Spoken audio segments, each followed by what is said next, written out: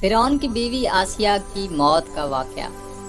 آسیہ فرعون کی بیوی اس زمانے کے عظیم ترین محل میں رہتی تھی۔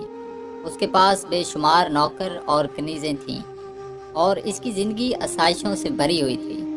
اس کا شوہر فرعون ایک ظالم اور جابر حکمران تھا جس نے خود کو لوگوں کا خدا بنا لیا تھا اور دعویٰ کیا تھا میں تمہارا سب سے بڑا رب ہوں۔ یہ فرعون جو کبھی ایک حقیر نطفہ تھا، دولت اور فوج اور غلاموں کے غرور میں مبتلا ہو گیا تھا، لیکن اس کے قریب ترین انسان اس کی بیوی آسیہ بنت مزاحم نے اس کی خدائی کے دعوے کو چیلنج کیا۔ ابتدا میں وہ اپنے ایمان کو چھپاتی رہی، مگر جب اس نے ایمان کا اعلان کیا تو فرعون نے اسے ہر طرح کے عذاب میں مبتلا کر دیا۔ آسیہ ان 4 خواتین میں سے ایک تھیں جو دنیا کی عظیم ترین خواتین میں شمار ہوتی ہیں۔ ایک دن فرعون نے ایک ماں جو اپنی بیٹی کے بال سنوار رہی تھی وہ اللہ کا نام لینے پر ابلتے تیل میں اس کے بچوں سمیت ڈال دیا۔ آسیہ کو جب یہ بات بتائی گئی تو اس نے اپنے شوہر سے کہا، تم پر افسوس ہے، تم اللہ کے مقابلے میں کتنے بے خوف ہو۔ فرعون نے جواب دیا، کیا تم پر بھی وہی جنون طاری ہو گیا ہے جو اس ماں پر ہوا تھا؟ آسیہ نے جواب دیا، نہیں، مجھے کوئی جنون نہیں ہوا، لیکن میں اللہ رب العالمین پر ایمان لے آئی ہوں۔ فرعون نے آسیہ کی ماں کو بلایا اور کہا، تمہاری بیٹی پر بھی وہی جنون طاری ہو گیا ہے جو اس بوڑھی ماں پر تھا۔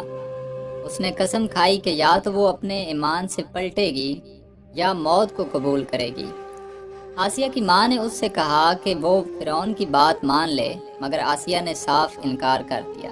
یہ تھا اس کا عزم، اس نے طاقت اور جبر کے آگے سر نہ جھکایا۔ جب فرعون نے دیکھا کہ آسیہ اپنے ایمان سے پیچھے نہیں ہٹے گی تو اس نے اسے صحرا میں لے جا کر 4 کونٹوں کے درمیان باندھ دیا۔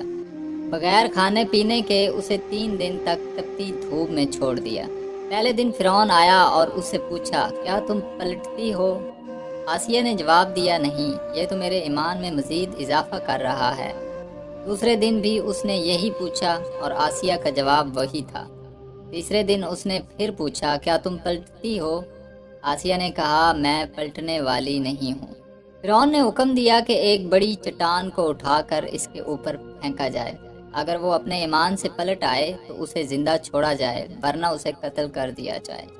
لیکن اس لمحے آسیہ نے اللہ کی طرف دیکھ کر دعا کی، اے میرے رب، میرے لیے اپنے پاس جنت میں ایک گھر بنا دے اور مجھے فرعون اور اس کے عمل سے نجات دے اور مجھے ظالم لوگوں سے نجات دے۔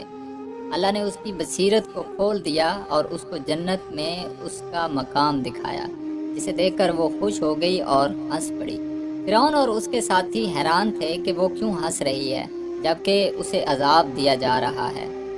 اللہ نے اس کی روح کو جنت میں منتقل کر دیا اور جب چٹان اس کے جسم پر گری تو وہ درد محسوس نہ کر سکی، کیونکہ اس کی روح پہلے ہی جنت میں جا چکی تھی۔ اللہ آسیہ سے راضی ہو گیا اور اس کا مقام جنت میں مقرر کیا۔